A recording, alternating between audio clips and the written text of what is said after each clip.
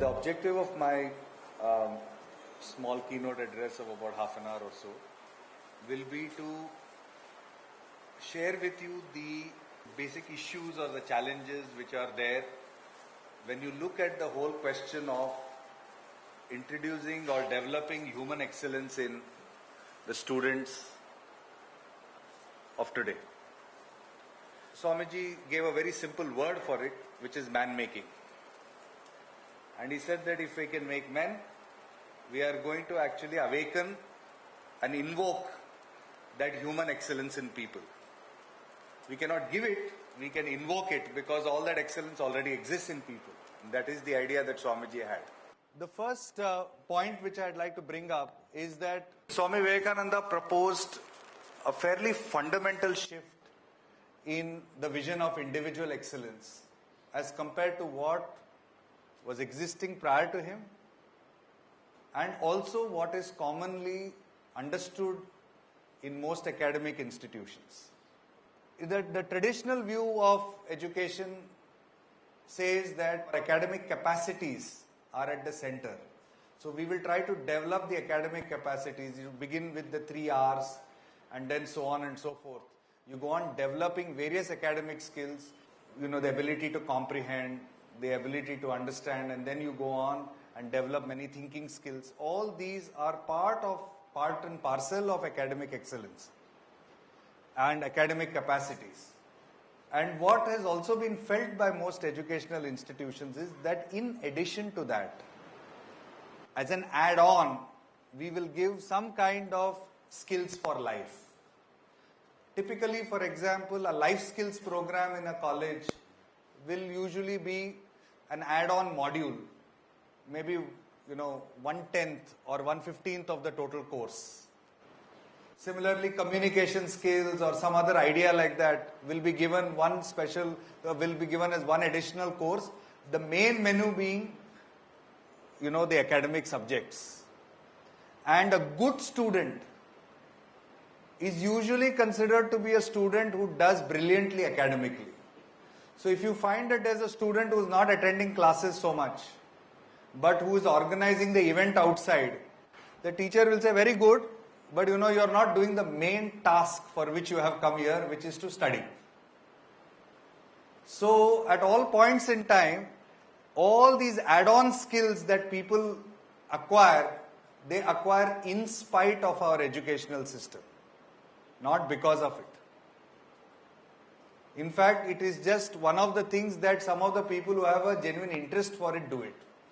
How many colleges in Bombay give genuine importance to not extracurricular activities? Because extracurricular again means the same thing. There is curricular, which is the core, and extracurricular. That means all other activities are extra to the core. This is the vision with which we all live. Now, if you look at what Swamiji had to say, he actually had a slightly different vision of the whole thing. He says that you might have academic capacities, but beneath those academic capacities, inside the human being, you have to develop, and look, there are 2 words here, dynamic human capacities. This is a term which was coined by Swami Vivekananda to describe this idea of man-making of Swamiji. What he said was, it's not that you just have some capacities. Infinite capacity is one thing, but it has to be dynamic in nature. For example, we learn in science potential energy and kinetic energy. So everybody may have infinite potential energy. The question is that it has to be converted into kinetic energy, into action, into the ability to do things in life, the ability to solve problems, to deal with challenges, many issues which are there. All this comes because these are all the dynamic inner capacities which are needed.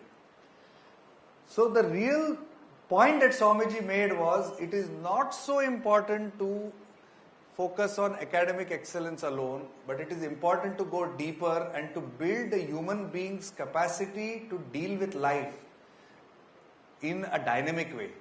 Now let me elaborate a little on this thought. The first thing that he actually kept exhorting people, he asked people to develop an inner vision of life.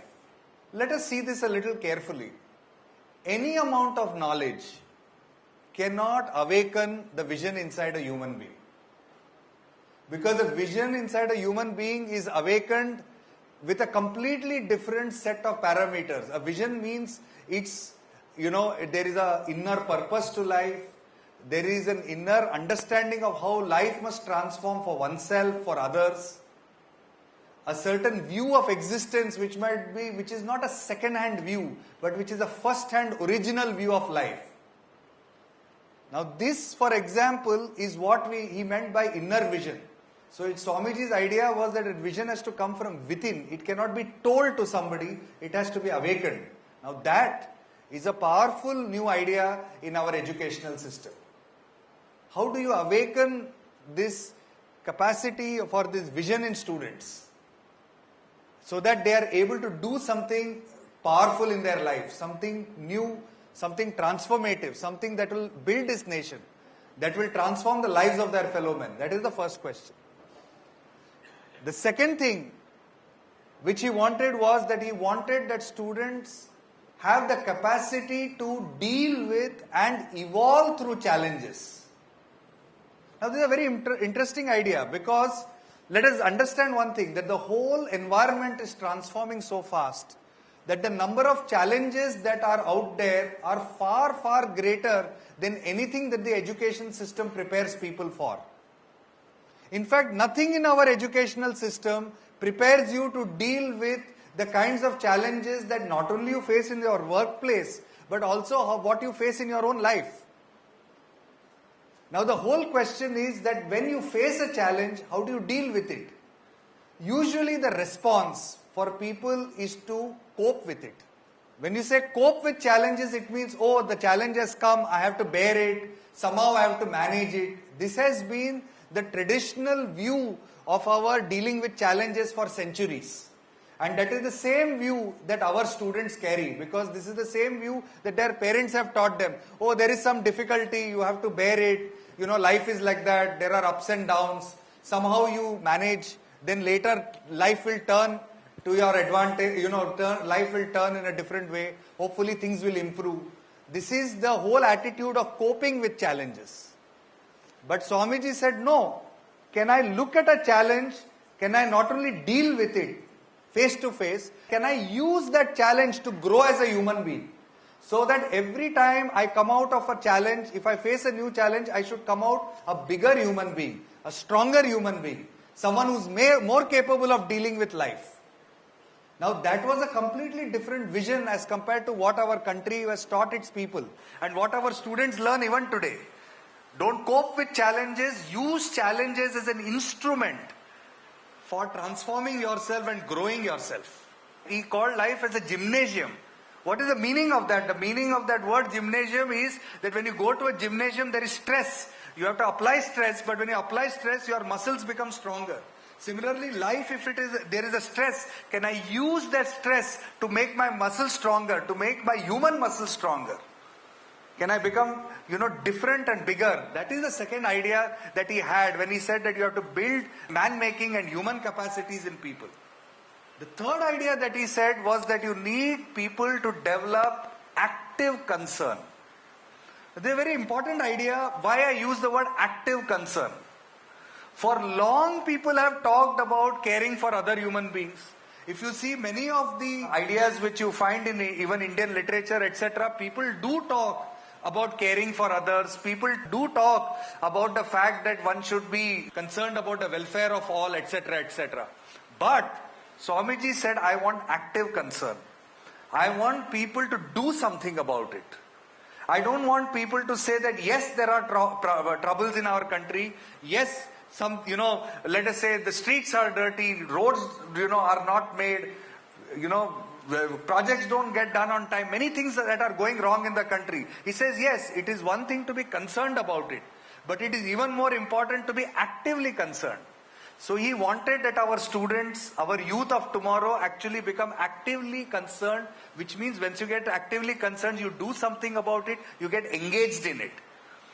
Now the question that he was asking is, can I actually get my educational system to be a catalyst for this kind of active concern in life? Should it be a place where students learn to do something about what they see wrong in the world around them, or what they think can be improved through their own intelligence, through their own imagination, through their own efforts, through their own contribution? Can something be done? That is what he meant when he said capacity to demonstrate active concern. And the fourth idea which was there is the capacity to act, and now there's a very important idea again, with both inner integrity and outward external values and ethics. So everybody says that you must live with ethics, you must live with values, etc.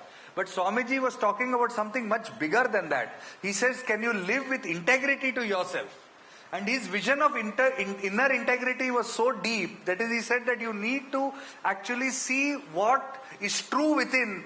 You be true to your vision of life and then act out of it.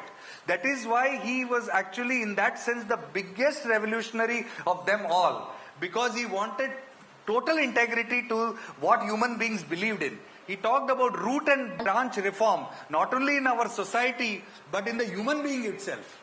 So when he said that I want root and branch reform, he said that as human beings, even when you are looking at saying that I need to act with values, I have to transform my values from the roots upward. It is not that I only display behavior which is socially correct, but I transform myself totally so that I think and act in only one way, which is in the way which is for the common good. Now that is a radically different thing, because we find that within all of us, at the surface level, obviously many of us teach people how to be well behaved.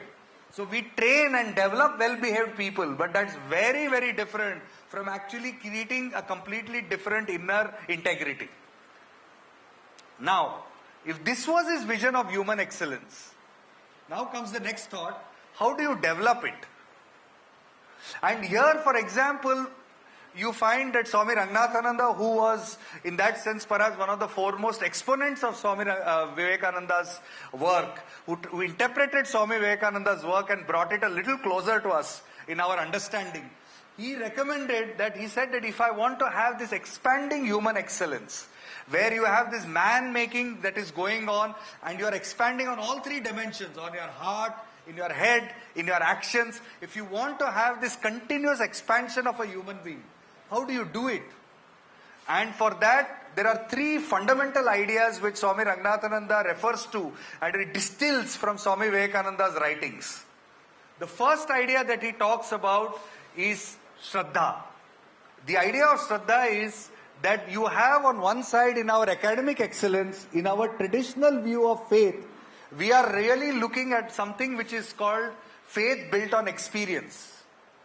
Even as a teacher, which are the students whom we like most?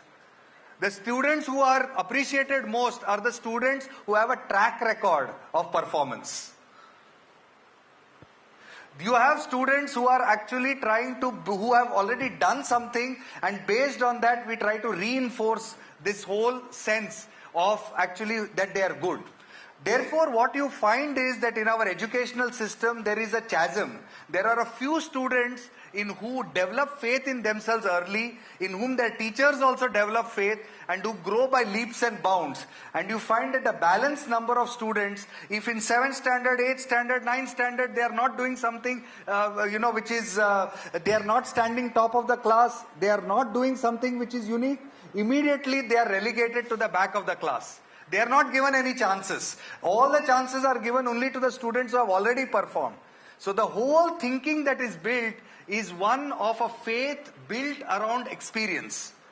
Now, even in a human being, if I say that I have faith in myself, that faith, if it is built on experience, what actually happens is you are saying that I have done it before, so I can do it again, which does not give me the ability to try out new things. If tomorrow somebody has not done something, he says, oh, I am not an expert on the subject, so I cannot do it.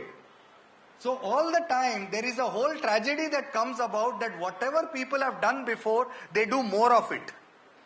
Now that is the traditional view of what they mean by faith. But here what Swamiji said was that you need something which you can call creative faith. When he said creative faith, he said that you need to have faith that enables us to go beyond our boundaries. Faith that is built on the idea that humans have infinite possibilities. Though it is known, it is very little practiced in our educational system that you try to have infinite faith in the students' infinite capabilities or possibilities. Can we for a minute truly believe that those students are capable of anything? If tomorrow a student comes and tells you that I'll do something which is very unique or new, most teachers are likely to turn around and say, well, have you done it before? What track record do you have? All this doesn't work in our country. It's all based on our historical experience. None of us actually try to give confidence or strength to people based on their human possibilities or on their infinite potential within. So it's one thing to quote Swamiji and say that, everybody has infinite potential. It is another thing altogether to translate that into actually having faith that people can do it. That you yourself can do it. If tomorrow I ask many of the people here that you go and learn a completely new subject and try and teach it, would you have the courage to do it? You would say, no, I can't do it. How can you learn at this age or that age? What is all that? That's all based on a faith built on experience. Suppose someone came and told you, don't use classroom teaching as a method of teaching and still teach better than how you are teaching. Would we agree? There would be so many barriers in our head. Why would those barriers come? That is because we have faith built on experience. We would not say that maybe I can try it out. Maybe there are possibilities in the human beings which can be used, which can radically change the way that person engages with that knowledge. So the fact is that all of us also are trapped in a faith built on experience. So that kind of faith is a very limited faith. And that faith is not conducive to growth. It's not conducive to expansion of the personality. It is not conducive to trying out new things. It is conducive to doing the same routine thing better and better. To become an expert in a small thing for the next 20 years. While on the other hand, a creative faith is what Swamiji wanted. A bold faith. A faith which said that you can go out and try out new things. Now this is the first enabler that we need to give students if we want them to actually develop that man-making. Men cannot be made unless we believe that they are men. If we believe that they are worms, then they will remain worms. If we believe that they are going to be narrow academic, worms who are just going to go in the same subject matter round and round and they are not capable of anything more and act out of that history, then that is all that we will get. So the first big shift as teachers would be that we have to believe that in that creative faith in students. Believe, try it out, test it out, and let us see what happens with that student. So this is the first big message that might be there out of Swamiji's teachings for us in terms of how we might transform. The second big thought which actually comes about from Swamiji's teachings is the whole idea of academic excellence is viewed on knowledge of the subject matter.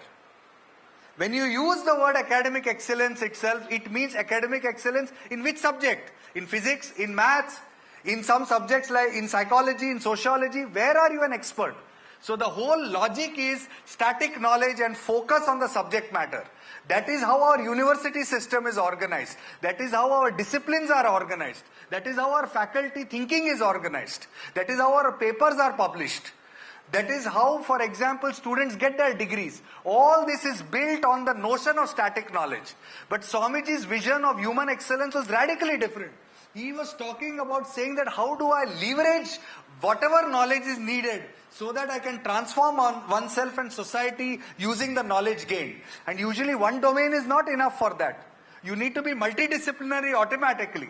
If I want to go and solve some problem, I cannot solve that problem with knowledge of engineering alone sometimes. I need knowledge of engineering, I need knowledge of psychology, I need knowledge of social sciences, I need knowledge of public administration, I might need knowledge of various subjects. So a person who wants to bring about change, can never be rooted in subject matter. He has to be rooted in the purpose. He has to be rooted in bringing about change in society, in making a contribution. Therefore, you find that people who are really big contributors, they learn many subjects in a course of time. They become masters of 15, 20, 30 subjects because they learn various subjects in order to achieve the goal in front of them. In fact, I had occasion for meeting one such academic. He's been vice chancellor of a university, etc. A person who worked closely with Mr. Abdul Kalam and who was involved in many of the space launches. And I was talking to him and he started speaking The conversation went on for almost 2 hours and he spoke on 15 different topics. So I asked him, how do you know so much on so many topics? And he said, well, I had to learn it. For what purpose? For the fact that if I have to send a satellite out in ISRO, then I have to learn various topics if I have to deal with various people.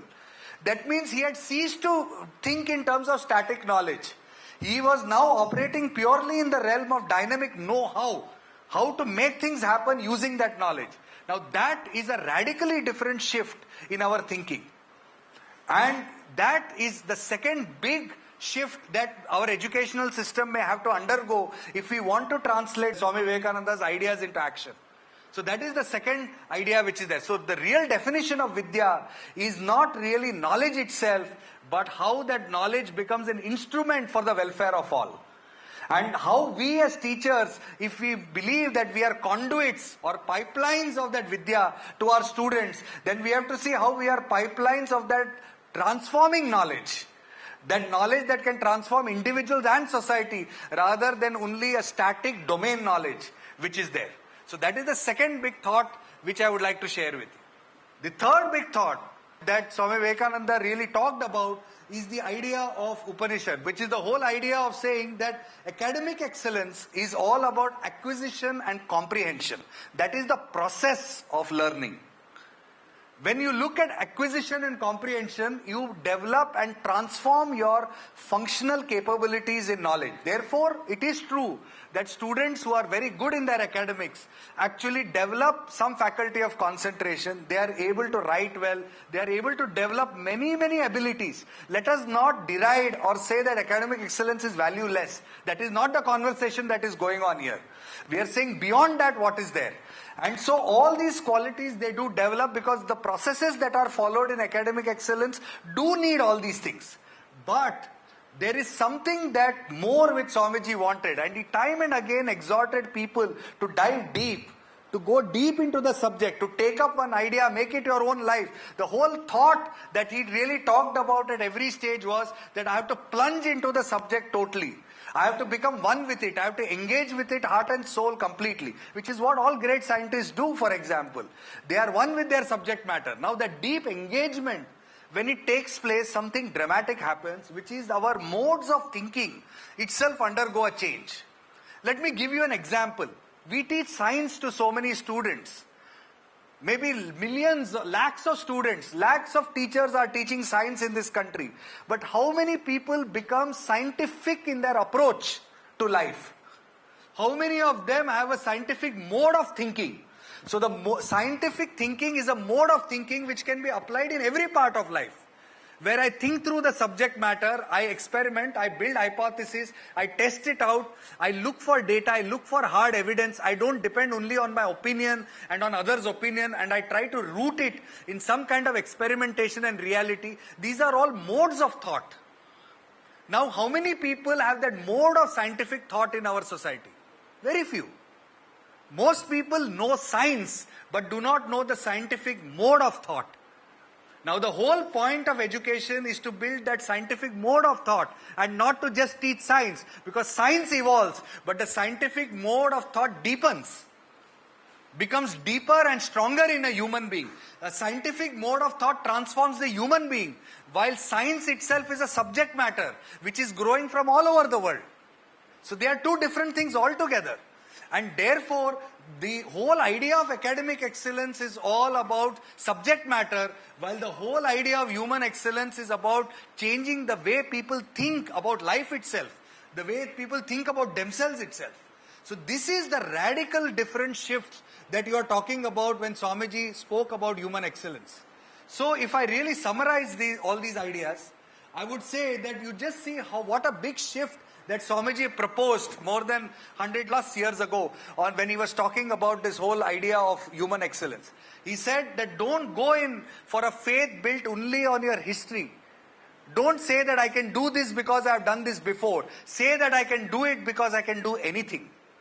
Number two, do not just focus on trying to learn knowledge because knowledge is valuable. But he says, dedicate yourself to the transforming power of knowledge, to the idea that I can transform myself, transform by people around me, the conditions around me, and transform society with that knowledge.